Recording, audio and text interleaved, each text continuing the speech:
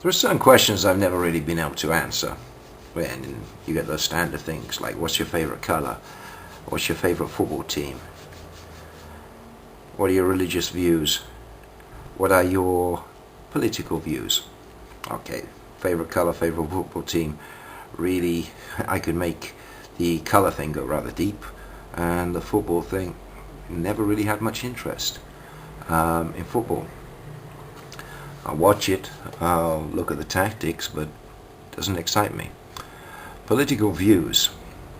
Many people put conservative, Labour, or something a little bit more abstract, communist, socialist, libertarian, anarchist, they're Marxist, capitalist. These are just words, but we've got to express or classify, clarify to some extent where our thought lies. But you're limited by the words. It's called democratic choice. Here are the choices, choose one. And often people do. They may very well have their particular reasons for choosing it. I've always found it a little bit hard. For example, Labour and Conservative, Democrats, Republicans in America. The difference really is just on small details. One may do one thing better than the other, but they're not deep ideological thoughts. There's nothing really separating the form. They both use the corporate model, or are used by the corporate model.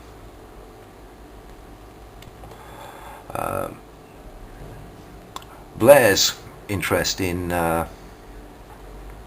negative liberty from the Berlin model, and his question to Berlin about a way of mixing the two interested me slightly. The libertarian view of negative libertarianism, let's say, to some extent is what the West, even if it's got a capitalistic influence, I mean, it's what the mass follow. Whether they vote for googly wooblies or dobbly wobblies, they're still all following, basically, to some extent, a negative libertarian mindset or ideology. I mean, the most important thing is freedom. Freedom of time. That's why people complain about not having good holidays or holiday time or working too hard. They're spending too much time and energy. How to extract time and energy from the mass without them rebelling. That's the concept of using the negative liberty model. Yeah, let them think they're free. But are they free?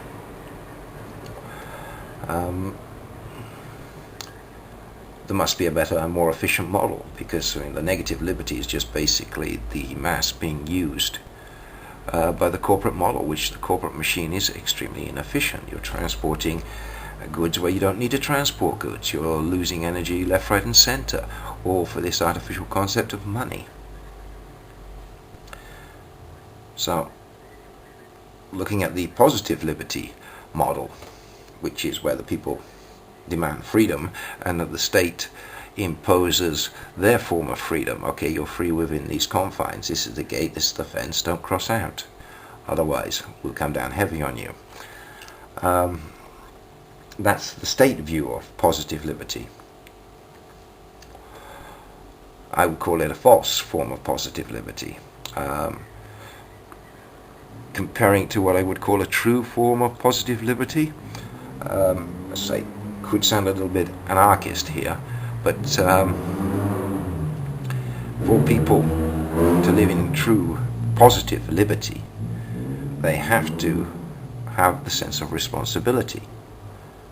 Because if people don't take responsibility for their liberty, and that is that they have the right and the duty to stand up and be counted when the liberties of other humans are constrained by the system.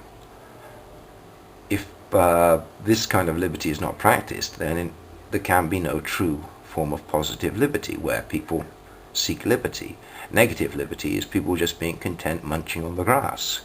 The sheep reference does fit quite nicely there. This herbivore mentality. Don't think about the future. I mean, average humans aren't thinking about the future, but you can guarantee that the elite are. They're planning well ahead. They're considering their possibilities of what could happen. And certainly they have considered all scenarios and pretty much prepared for them. Even the doomsday one, or maybe even especially the doomsday one, if they decide to go into Pakistan.